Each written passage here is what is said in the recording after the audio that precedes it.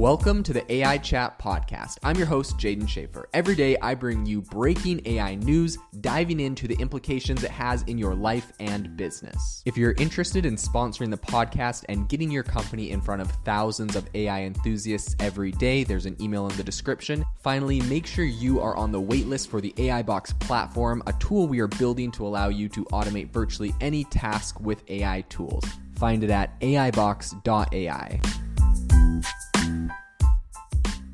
Have you ever wanted to start your own podcast? I record and publish podcasts on a platform called Spotify for Podcasters, and I absolutely love it. Essentially, you can upload from your phone or computer, and it distributes to every platform that plays podcasts. They support video podcasts, and you can make money on the platform with ads or even podcast subscriptions, something that has made my life so much easier as a podcaster. So if you're interested, I highly recommend you give it a try. You can download the Spotify for Podcast app, or go to spotify.com/podcasters to get started on your podcast today. Cognaize has just announced they've raised $18 million to help train a better LLM for the finance sector. And their idea here is one that they say is actually going to be keeping people, in the loop more. So today on the podcast, we're going to be diving into what exactly they plan on doing, what they're going to spend the money on, and the implications we see for this in the future of AI. So to kick this off, I want to say that I believe the fintech industry has seen some really massive evolution recently. I think this is definitely due to, in large part, artificial intelligence and a lot of other emerging tech that has come out.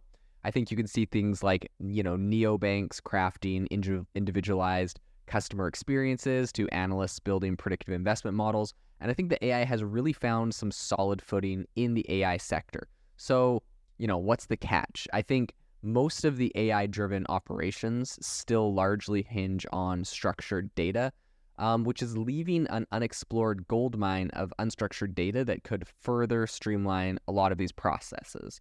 And so that is really where Cognaize comes in. So they are a startup from New York, and they are looking to, ride this wave by pioneering a hybrid approach. So their platform targets essentially the processing of unstructured data for financial AI applications and integrates a human touch to essentially refine the process. Of course, they just announced their $18 million in funding. They're using that to scale their business.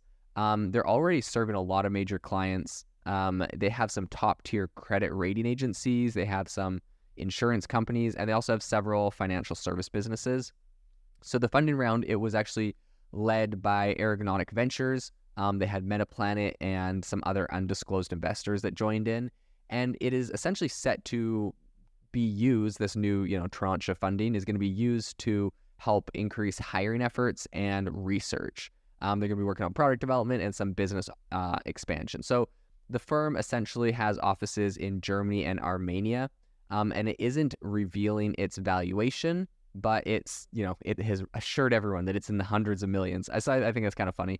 They announce how much they're raising, not announcing the valuation. It's curious. Anyways, leading the charge on this is Vehi Edonius. That's the startup's founder, who he is the CTO and the CPO. And he's no stranger to the fintech realm. So he actually previously launched a firm that offered a credit investment, analytics, and also risk management. Ultimately, that was acquired by Moody's, which is, a very big credit analysis company. So, big kudos to him for creating a company that was acquired by someone so big. His philosophy that AI can accomplish things humans can't, but can never replace human intuition is pretty much ingrained in his company's operations. So I think despite the data that is now available in the finance industry, there's a ton of it. I think it is often only structured data that's actually used. So the goal with this new, with this startup here with Cognaize is really addressing this imbalance by developing a deep learning platform trained on financial models and an assortment of 1.3 million documents, which is, they're using SEC filings, ESG documents, to, loan applications and a lot of others. And essentially they're feeding that into it. So the platform essentially assists financial analysts who can correct readings and draw conclusions based on outcomes. So the CEO is Al Essien, and so this is a quote from him. He says, for a bank, there are three objectives. You can try and fail to build AI in-house, or you can use a general AI model like ChatGPT with an army of consultants. The third choice, us. We empower and educate you. So he is an entrepreneur with a history of a bunch of successful exits. He exited from VMware, and then he joined Cognaize shortly after it was started, once his aerial imagery analytics firm, Intellinair, found its successor. So while tech giants like OpenAI, Google, and Anthropic are making some, I would say, fairly significant strides in general AI, smaller and more specialized players like this, I think, are going to be able to find a real niche in the market that is going to appeal to people. Cognaize for banking and investor type people. But I think this is a trend we'll definitely see in the future, where we have these general models that can do a lot. Then we're going to see a lot of very specific models that are going to be really successful. I think there'll be thousands of them. I think it'll be a very fragmented field. And that's really the way that you get the best results. And so specific niches will know specific models and use them religiously, because they just do so much better than a general model at what they're trying to do. So they actually said, or one of their investors, who is Viken Duzjan from Ergonautic Ventures, he said, "We're excited to join forces with Cognaize as they harness AI and large language models to revolutionize finance." He also praised their ability to derive insights from large amounts of unstructured financial data. He said, remarkable precision and speed. And really, he thinks that this is going to lead to better decision-making, risk assessment, and the discovery of patterns, which previously were hidden by complexity and also just human error. So Metaplanet's managing partner, which is Ru Mijad, he also had some enthusiasm. He said that their inevitable growth and its ability to deliver repeatable, measurable value through AI and finance was really exciting. And so as much as AI has really disrupted, I think, the financial landscape, I think that this company really believes that there's going to be room for a really kind of nimble, focused enterprise player like Cognaize.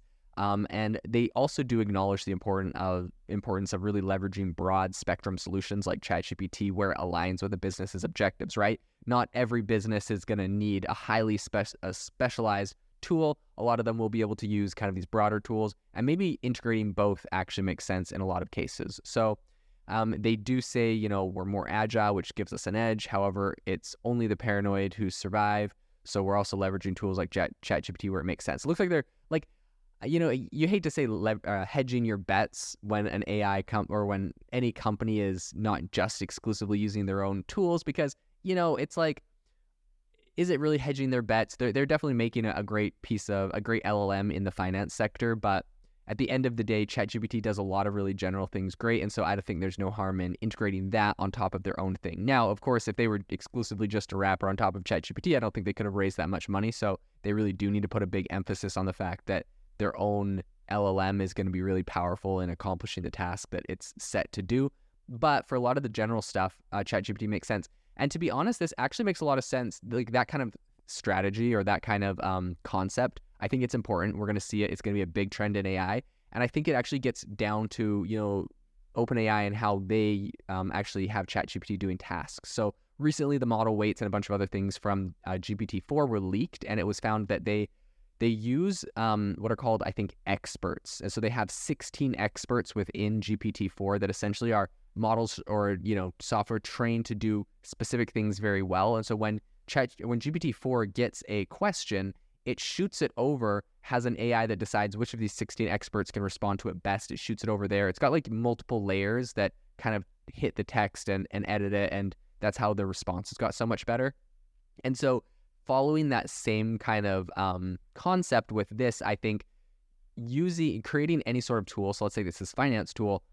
Someone asks them a financial question, it can be fed into ChatGPT to determine what kind of question it is, what is going to answer this question best, and then ChatGPT could spit it over to their own model that's going to really do some of the heavy data crunching and algorithmic detection or whatever their financial tool does. But I think leveraging ChatGPT and integrating the two together honestly is still a good play, because otherwise they would literally have to try to recreate ChatGPT in a sense and also build their own. So I think a double integration like this makes sense. It's the same pattern ChatGPT and OpenAI are using. It's just they're able to really refine it, and it's it's going to be the equivalent of, instead of having 16 experts in GPT-4, there's going to be 10,000 experts, and all of these people might layer themselves like with OpenAI and ChatGPT to get like the first layer, send it over to them, and they'll get more specific answers. So this is a really interesting area we'll follow in the future. An interesting company. It's left to be said, how they do. They raised $18 million,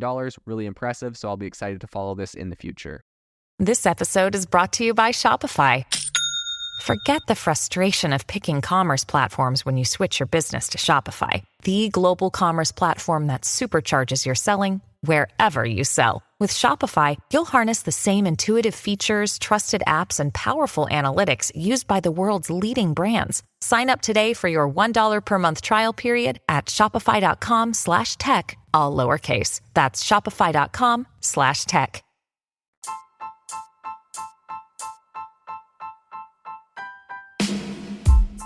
Thank you for listening to the AI Chat podcast. If you enjoyed this podcast, I'd appreciate it if you rate us wherever you listen to your podcast. And if you're looking for an innovative group of AI enthusiasts, make sure to check out our Discord channel and Facebook community. It's obviously a lot more interactive than a podcast where we can share software, tools, and prompts we're using in AI every day. I'll leave a link for those in the description below.